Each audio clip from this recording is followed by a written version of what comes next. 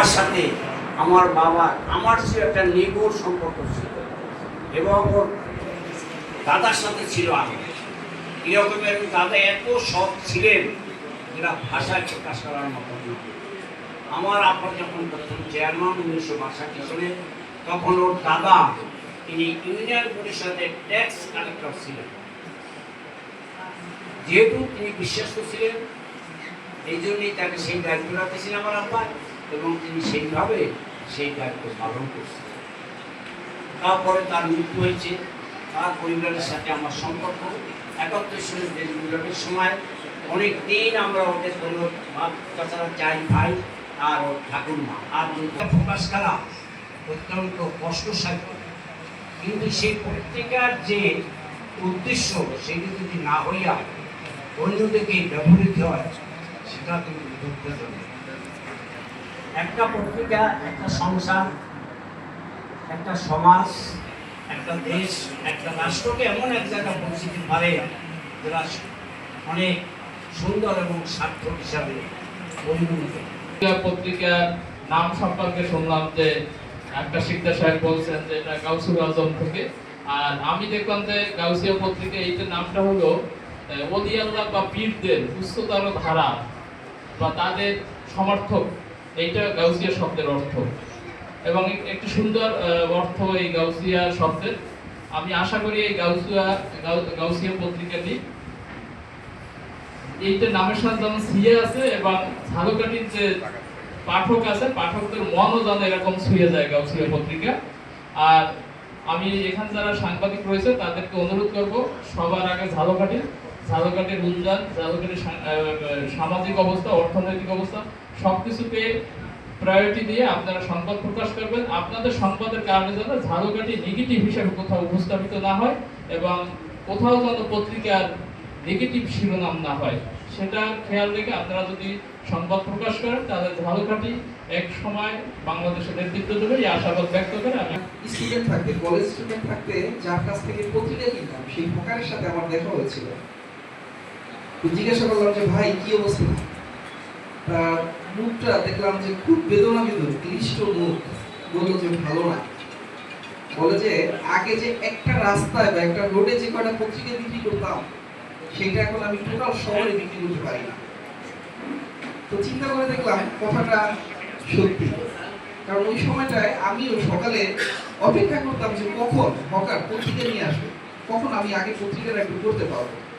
কারণ পত্রিকা পড়ার তখন একটা আনন্দ ছিল।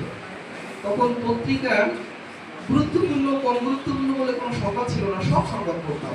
এমনকি গুলশানে ফ্ল্যাট বিক্রি হবে সেই বিজ্ঞপ্তিও পড়তাম, আবার পাত্র চাই সেই বিজ্ঞপ্তিও পড়তাম। পত্রিকা পড়ার পাগল ছিলাম আমরা এরকম। বর্তমানে প্রিন্টিং যে মিডিয়া আছে এটা বোধহয় সেই ক্রেজটা, অবস্থাটা কিছুটা হারিয়ে ফেলেছে আমাদের সোশ্যাল মিডিয়া আসার পরে। এখন সব সংবাদ আমরা সোশ্যাল মিডিয়া অথবা স্ক্রিনের মাধ্যমে পেতে চাই। বিশ্বের অনেক ভালো ভালো পত্রিকা তারা কিন্তু প্রিন্টিং এডিশন বন্ধ করে দিয়েছে, এখন শুধু অনলাইন এডিশনে চলছে। যেগুলো চলছে খুব ভালো মানের পত্রিকা, যেমন গার্ডিয়ান, নিউ ইয়র্ক টাইম, এগুলো এখন প্রিন্টিং ভার্সন খুব কম সংখ্যা বের হয়, সারা পৃথিবীতে এরকম। আমাদের যে ঝালকাঠিতে যে 6টা পত্রিকা আছে, আমি মনে করি এর ভিতরে গাউসিয়া পত্রিকার সংবাদ পরিবেশন অন্যতম সুন্দর।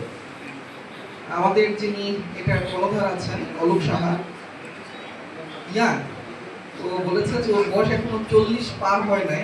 এই বয়সেই একটা পত্রিকার সম্পাদকের দায়িত্ব পালন করা অথবা সার্বিক দেখভাল করা অবশ্যই চ্যালেঞ্জিং, কারণ সংবাদপত্র প্রকাশ খুব সহজ কথা না। এটা অনেক অভিজ্ঞতার দরকার হয়, ধৈর্যের দরকার হয় এবং রাগ নিয়ন্ত্রণ করারও একটা যোগ্যতার দরকার হয়। ও চমৎকারভাবে এটা করছে। এর মধ্যে ভালো একটা দিকও আছে, ইয়াংরা উদ্যমী থাকে, ওর নতুন করে সাজানোর সুযোগ আছে। তো প্রত্যেকটা পত্রিকারই কিন্তু আলাদা আলাদা সম্পাদকীয় নীতি আছে। আমি দুইটা বিষয় একটু সুপারিশ করতে পারি। যে প্রথম আলো একটা স্ট্র্যাটেজি ছিল যে তারা তাদের একটা শ্রেণীকে কি বলে, যেমন বন্ধু সভা, প্রথম আলো বন্ধু সভা, একটা শ্রেণীকে গুণমুগ্ধ করে রেখেছে। তাদের কিন্তু এটা একটা সফট কোর্স, শক্তিশালী না কিন্তু সফট, কিন্তু একটা শক্তি।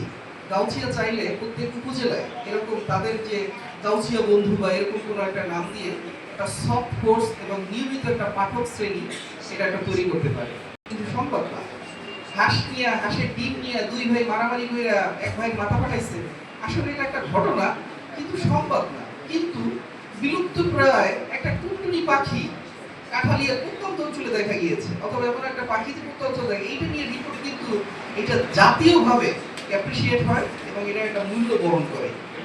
আমাদের আমাদের আনিসের চমৎকারভাবে বলেছে যে একসময় কিন্তু আমাদের যে সম্পাদকীয় ছিল এইটার কিন্তু আলাদা একটা ধার এবং ধার ছিল।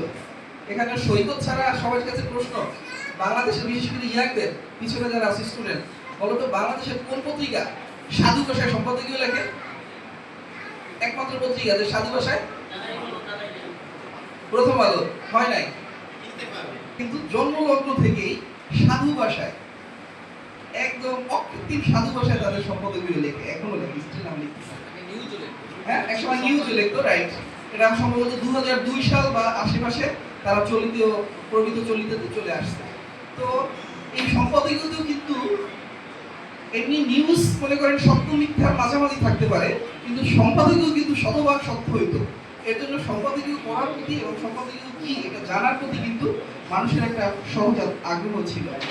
যে নিজস্ব সংবাদ মানে সাংবাদিক ছাড়াও আমাদের যে রিসোর্স পার্সন আছে, যেমন কোনো কলেজের শিক্ষক অথবা ভালো জানাশোনা লোক, অথবা যিনি পরিবেশ নিয়ে কাজ করে, পশু পাখি নিয়ে কাজ করে, নারী অধিকার নিয়ে কাজ করে, এমন লোকদের দিয়ে মাঝে সাথে সম্পাদকীয় কলমটা লেখালে আসলে পত্রিকার মান বৃদ্ধি পায়।